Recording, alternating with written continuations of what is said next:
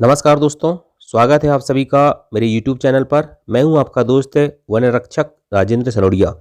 देखिए दोस्तों, जैसा कि आप सब जानते हैं MP फॉरेस्ट गार्ड वैकेंसी आ चुकी है मध्य प्रदेश में। ठीक है, इसके साथ साथ दोस्तों मतलब वन रक्षक के पदों के साथ साथ दोस्तों क्षेत्र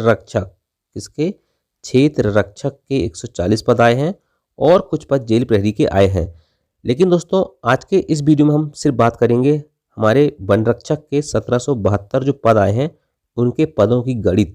अब ये गणित क्या है दोस्तों, आगे आप समझोगे और यकीन करिएगा यदि आप इस वीडियो को पूरा देखोगे ना तो आपको पता चल जाएगा कि आपको कौन से जिले से फॉर्म भरना है। ठीक है, ये चीज़। और दूसरी चीज़ है दोस्तों कि MP फॉरेस्ट गार्ड के एग्जाम में इस बार कितना कट ऑफ देखने को आपको मिलेगा और कितना कंपटीशन रहेगा और आपको कितनी तैयारी करनी पड़ेगी।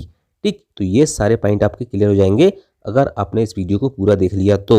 ठीक है, चलिए बात करते हैं दोस्तों। सबसे पहले हम ये आपने देखा होगा दोस्तों कि MP फॉरेस्ट गार्ड के 1772 पद आए हैं। कितने पद आए हैं? 1772 पद आए हैं। उसमें दोस्तों 5 कैटेगरी को डिवाइड किया है: अनारक्षित, अनुसूचित जाति, अनुसूचित जनजाति, अन्य पिछड़ा वर्ग और आर्थिक रूप से कमजोर, मतलब जनरल, ST SC OBC और EWS। इसी प्रकार से दोस्तों हर कैटेगरी को उसने 4 सब कैटेगरी में डिवाइड किया है। अब वो 4 सब कैटेगरी कौन सी है? एक हो गया आपका ओपन, ठीक है, एक हो गया आपका भूतपूर्व सैनिक, एक हो गया आपका होमगार्ड और एक हो गया दोस्तों संविदा पर कार्यरत अधिकारी या कर्मचारी। ये 4 सब कैटेगरी हैं, ठीक, हर कैटेगरी की। ठीक है, इतना आप समझ लो बस, अभी आपको कुछ समझने की जरूरत नहीं है। ठीक, चलिए ये हो गया दोस्तों आपका पूरे जिले वाइज वैकेंसी। ठीक है, टोटल जिले आपके 37। मध्य प्रदेश में जिले कितने हैं वर्तमान में? 52 और 37 जिले में दोस्तों वन रक्षक के पद आए हुए हैं। ठीक, चलिए ये समझ लिए टोटल पद कितने होगा? ये 1772। ठीक, ग्रांड टोटल 1772 है 37 जिलों में। अब देखिए मेन पॉइंट दोस्तों आपको बता रहा हूं मैं जो आपको समझना चाहिए। ठीक, रूल बुक में सीधा सीधा लिखा दोस्तों। ठीक है, ये सब आपको नहीं पढ़ना है। भूतपूर्व सैनिक हेतु 10% हॉरिजॉन्टल आरक्षण का प्रावधान। ठीक है, होमगार्ड स्वयं नगर सैनिक हेतु 30% हॉरिजॉन्टल आरक्षण और आपका संविदा पर नियुक्त अधिकारी कर्मचारी हेतु 20% पद हॉरिजॉन्टल आरक्षण लागू होगा। मतलब दोस्तों भूतपूर्व सैनिक पे 10%, होमगार्ड या स्वयं सैनिक नगर पर 30% और जो संविदा पर अधिकारी कर्मचारी कार्यरत हैं उन पर 20% पद हॉरिजॉन्टल। हॉरिजॉन्टल का मतलब समझते हो ना आप? हॉरिजॉन्टल का मतलब होता है आड़ा और वर्टिकल का मतलब होता है खड़ा। तो हॉरिजॉन्टल आरक्षण मैं सब समझाऊंगा आपको अभी। ठीक है, देखिए दोस्तों सबसे पहले हम बात करेंगे ये जो टेबल दिखाया मैंने आपको ना, ठीक है, तो यहाँ की जो टेबल जो नीचे ग्रांड टोटल आए हैं इन सबका निचोड़ लिखा हूँ मैंने यहाँ पर। कहाँ पर? इस टेबल पे देखिए। ओपन पहले कैटेगरी उसने 5 कैटेगरी बनाया है। ओपन, ST SC OBC और EWS। ओपन मतलब जनरल है, जनरल है ये। ठीक है, जनरल, ST SC OBC और EWS और इनकी 4 सब कैटेगरी है: ओपन, भूतपूर्व सैनिक, होमगार्ड और संविदा। अब देखिए दोस्तों, अगर आप भूतपूर्व सैनिक नहीं हो, ठीक है, तो आपके लिए ये पद कोई काम के हैं क्या? नहीं है। अगर आप होमगार्ड या नगर सैनिक नहीं हो तो आपके लिए पद काम के हैं क्या? नहीं है। और अगर आप संविदा पर कार्यरत अधिकारी कर्मचारी नहीं हो तो ये पद आपके लिए काम के हैं क्या? बिल्कुल नहीं है। ठीक, अब देखिए दोस्तों ये पद मैंने पूरे छांट के लिखा हूँ। ठीक है, आप इनको सबको जोड़ोगे 219, 55, 165, 110। ठीक है, तो कितना होगा? ये आएगा दोस्तों, ये टोटल जोड़ोगे तो आएगा 549, मतलब 549 या 585 इसको लगभग लगभग आप कह सकते हैं। तो 10% आरक्षण किसको दे रहे हैं आप? 10% आरक्षण दे रहे हैं भूतपूर्व सैनिक को। तो 550 का 10% कितना हो जाएगा? 55। संविदा वालों को कितना दे रहा है वो? 20%। ठीक है, 10% हो गया 55, तो 20% कितना हो गया? 110। और 30% किसको दे रहे हो आप? होमगार्ड को, तो ये हो गया 165। इसी प्रकार से इन सबको ऐड करोगे ये कितना हो जाएगा आपका? 237। ठीक है, 23.7। तो 10% भूतपूर्व सैनिक मतलब 24, 20% संविदा मतलब 47। ठीक है, और 30% होमगार्ड मतलब 72 होता लेकिन 71 हो गया। ठीक है, चलिए ये हो गया। इसी प्रकार से ये सारे पदों को क्या किया है उसने, यहाँ भूतपूर्व सैनिक को 10%, होमगार्ड को 30% और संविदा वालों को 20% हॉरिजॉन्टल आरक्षण दिया है। ठीक है, तो कहने का मतलब क्या है, आपके लिए भूतपूर्व सैनिक नहीं हो तो ये पद कोई काम के नहीं है। कैटेगरी, सभी कैटेगरी में इतने पद आए हैं भूतपूर्व सैनिक के लिए। होमगार्ड में ये पद आपके लिए कोई काम के नहीं है और संविदा में ये पद आपके लिए कोई काम के नहीं है। तो बचे कितने पद, ओपन के जितने पद हैं दोस्तों, एक फ्रेश स्टूडेंट के लिए सिर्फ ये पद काम के हैं। ठीक, कौन से पद काम के हैं, ये पद काम के हैं।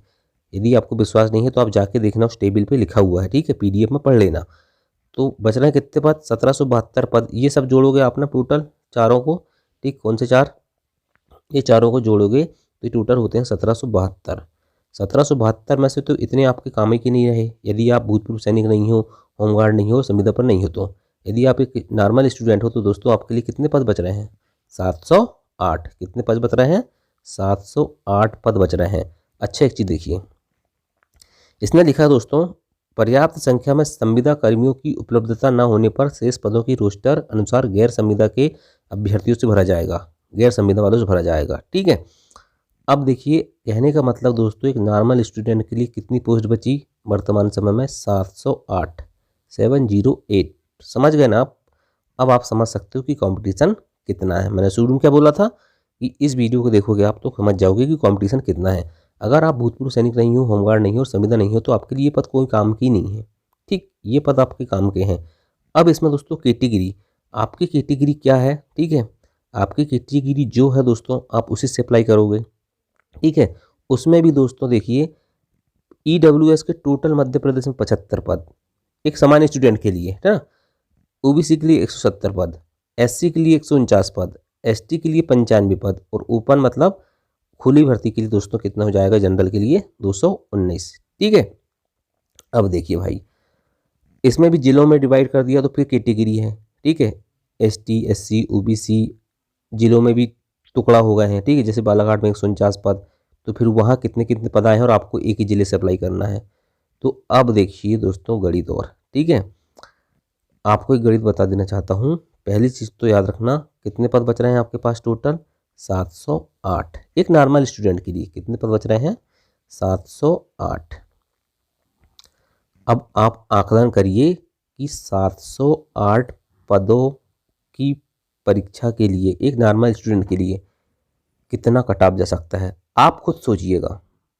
ठीक, और आपको लगता होगा कि मैं फेंक रहा हूँ, तो ये डाटा जो है दोस्तों, ये डाटा जो है ना मैंने कहीं से उठा के नहीं लिया हूँ, ये लिखा है देखिए नीचे, समझे, ये सब लिखा हुआ है नीचे, इनसे लिया हूँ।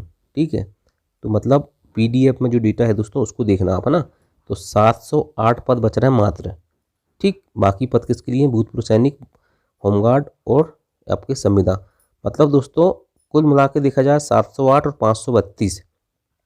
तो क्या समझते हो आप, ये भर्ती होमगार्ड के लिए आई है क्या।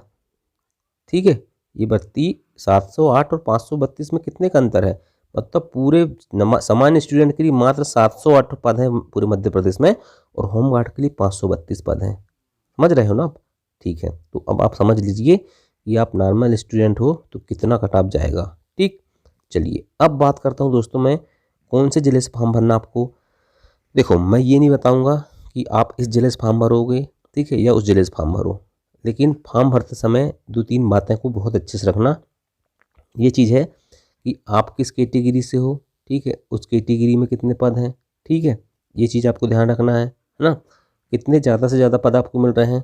और एक चीज़ और ये देखना कि उस ज़िले में दोस्तों कंपटीशन कितना जा सकता है, उस ज़िले का शिक्षा का स्तर, जैसे बालाघाट का जिला का शिक्षा का स्तर थोड़ा उच्च है। ठीक है, तो बालाघाट में यदि आप फॉर्म डाल रहे हो तो पहले सोच समझ लेना।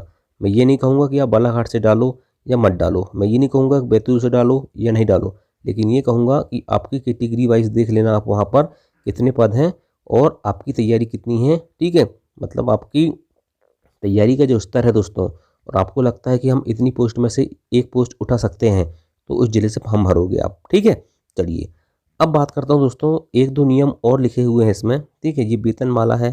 ठीक, 70%, 80%, 90%, ठीक, ये प्रतिशत वेतन मिलेगा।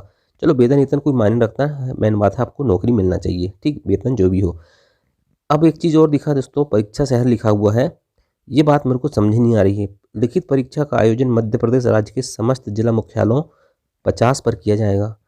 अब देखिए वर्तमान में मध्य प्रदेश में जिला है 52, ठीक, और इसमें लिखा है जिला मुख्यालय 50। अच्छा एक बात, दूसरा बात दोस्तों, ऑनलाइन एग्ज़ाम होना इसका, ठीक है, ऑनलाइन एग्ज़ाम होना 11 मई से। तो 50 जिलों में ऑनलाइन एग्ज़ाम, मेरे दिमाग से मेरे को ये चीज़ समझ ही नहीं आ रही है, ठीक है। अगर आपको समझ में आई होगी तो मुझे ज़रूर बताना। लेकिन जो पदों की गणित बताएँ दोस्तों, ये वाली ना, ये गणित आप समझ लेना, इस बात को ज़हन में रखना और इसको ध्यान में रखते हुए अपनी तैयारी को अच्छे से करना, ठीक है। तो दोस्तों मेरा काम है आपको वास्तविकता से परिचय कराना, ठीक है। मैंने आपको बता दिया कितने पद हैं। ये पद आपके लिए कोई काम के नहीं है। यदि आप भूतपूर्व सैनिक भी नहीं हो, होमगार्ड नहीं हो या संविदा पद पर कार्यरत अधिकारी कर्मचारी नहीं हो, ठीक है, तो ये पद आपके लिए कोई काम के नहीं है। आप जाना पदों की संख्या को एक बार अच्छे से चेक करना कि इतने ही पद बच रहे हैं, 708, ठीक। ये गणित नहीं लगाते, सारे कोचिंग इंस्टीट्यूट वाले बता रहे हैं हमारा ये कोर्स ले लो, हमारा वो कोर्स ले लो, लेकिन किसी भी कोचिंग इंस्टीट्यूट वाले ने ये बताया कि 708 पद बस हैं एक नॉर्मल स्टूडेंट के लिए? नहीं बताएंगे वो, क्योंकि उन्हें सिर्फ कोर्स बेचना है, ठीक। 1772 पदों की संख्या दिखा के कोर्स बेचना है, ठीक। लेकिन जो थोड़े होशियार स्टूडेंट होते हैं ना, वो समझ जाते हैं कि ये पद कोई काम के नहीं है, ठीक। तो मैंने वही चीज़ आपको बताया है, इसलिए 708 पद हैं और इसी पदों के आधार पर अपनी तैयारी को अंजाम दो, ठीक।